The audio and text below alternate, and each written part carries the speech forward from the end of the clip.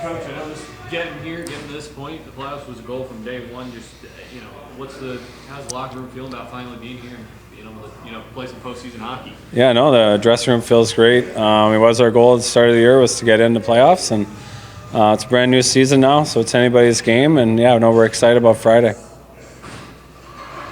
Coach, despite the recent struggles, you guys pick up points in each of your last 3 games. Is that going to give you guys a little bit of momentum heading into Maine? Yeah, no, I mean, we went 1-0-2 over the weekend.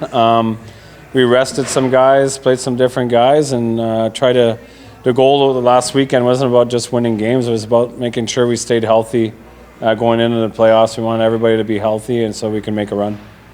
You get a Maine team you faced 14 times. You guys won quite a few of those, but a lot of games went to double digits, went to overtime. What type of battle are you guys expecting and gearing up for with this series against Maine? You know what? Basically, I think we're playing our twin. We play the same way. Our forecheck, our breakouts, everything's very similar. I think it's going to come down to who wants it more. It's going to be a war. It's going to be a battle, and you're going to have to be ready to pay the price. And if you're willing to do the little things right and put your body on the line in this series, you're going to have a great chance. Yeah, and when it comes to this series being a war and having to go to battle, what's kind of the message to the group about laying it on the line and just what it takes to find success in playoffs? No, we say watch the NHL playoffs. Everybody puts their body on the line, and if you want to win and be successful and win a championship, you got to do those little things right.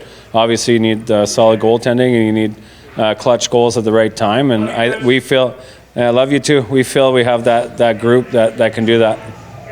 This year you guys led the league in overtime. In the playoffs, it's a whole different story. Do you think any part of that overtime success in the amount of times you guys went to overtime kind of helps you out going into the playoffs here? Yeah, it does. I mean, it's a pressure situation, right? So our group's been through it.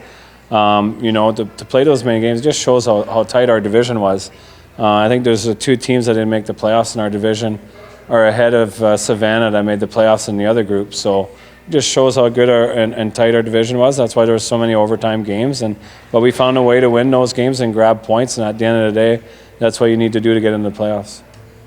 You have some playoff experience on this group in this locker room. How much do you lean into that, guys knowing what it does take, and how much can they help some of the younger guys who maybe haven't been there before? No, I mean, experience always helps. We got a lot of guys with experience, and we're going to rely on them. They're going to be a big key to it.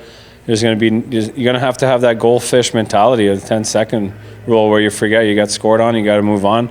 You lose the first game, you got to move on, play the second game, or if you win the first, lose the second. It's going to be a long series. You just got to move on from things and have a short memory.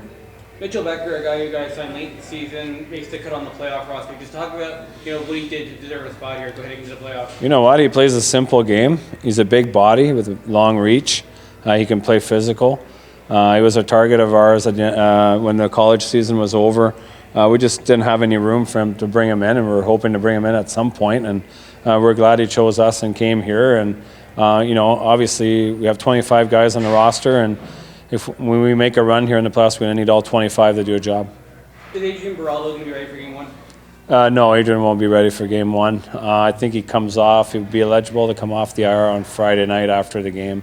He's been battling injuries for the past since we got him, pretty much. So he got unlucky, broke bones in his hand in his first fight in Greensboro, and then he got re-injured again, and now he's getting healthier, and he brings a lot of experience back there too. Be nice to have him healthy for once. Is the hope to have him for Game 2? Yeah, I mean, if he's ready, depending on how everything goes in Game 1, I mean, you win games, you don't really want to mess around with your lineup. Josh Philman, Jackson Vandalese both come down. You joined a couple guys that came down earlier last week. What does a guy like, especially with Philman, a guy you haven't seen in a while, Vandalese, what does adding a guy like Philman to your lineup bring? It adds speed, it adds size, and adds a scoring touch too. I mean, he scored 20 goals here last year in Adirondack, so we know he's got that touch. We put him on the line where we want him to use his big body and use his speed, and I think if he does that, he's going to have a lot of success in the playoffs. Looking at the series against Maine, goaltending, on both sides, both teams have 2 great goaltenders. Big have Arvanitis and Kaplan. You guys have Berter and Brendan. Just talk about how big the goaltending is going to be, especially for a guy who, like Berter, who's got some experience here in the playoffs. Yeah, I mean, Broad's been around, and like we said, you look at the 2 teams. They got the former MVP of the playoffs last year. He's there. The other guy took over the net the last 2 months. So they're very good in net, but also it comes down to being solid defensively in front of the goalies, right? So if you can do a job in front of the goalies and make their life easier, they look a lot better. It's when you leave things wide open that could hurt you. But we feel very confident in both of our goalies. I'm sure they do too, and should be quite the battle. Obviously the focus is on game 1, game 2, but how excited are you guys to also get back home, play playoff hockey in front of this crowd that loves their Thunder so much? Yeah, no, obviously we're excited for Friday, Saturday, but I know I'm really looking forward to Wednesday. The guys are too, and the rumor is there's already 4,000 tickets out for Wednesday night on a Wednesday night, so it's pretty amazing.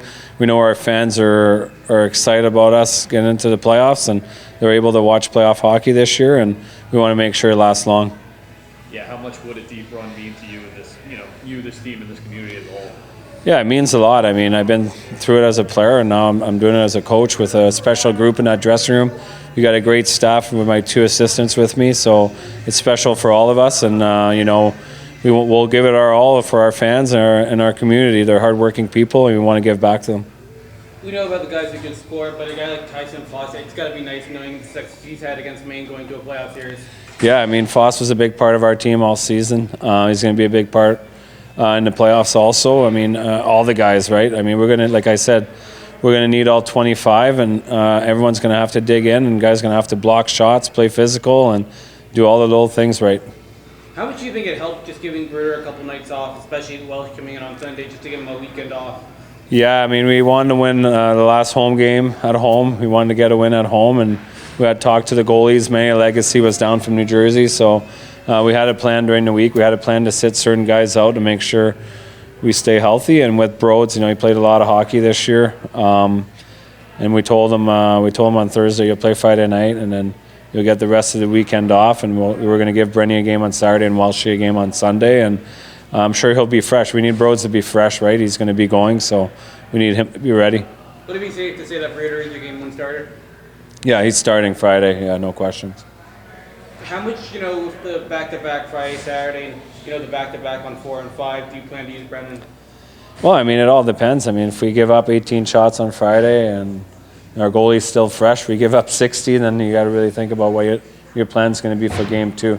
But right now, yeah, Broad's starting Friday. What's the biggest key for you guys against Maine heading into this series? It's going to be discipline. Make sure we play physical, but make sure we keep them off the power play. They have one of the best power plays in the league, so with guys like Kalmikov, Andreev, and Nielsen at the top with his big shot, so you got to stay out of the box against Maine.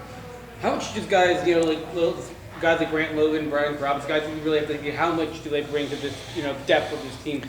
We got a lot of depth. We have 5 units right now that can play against anybody, and if they were on another team, they might be their second line on another team. Like, we're deep up front, and credit to the guys and the help we got from Utica. And like I said, we love our group. We're proud of what they did this year, but now it's a new season that starts Friday. Olsen, was that an injury because he didn't meet the roster? Or? Yeah, he's injured. Yeah, he's out. Yeah. Good. All right. Okay, thanks. Thanks, Coach. Nice seeing you.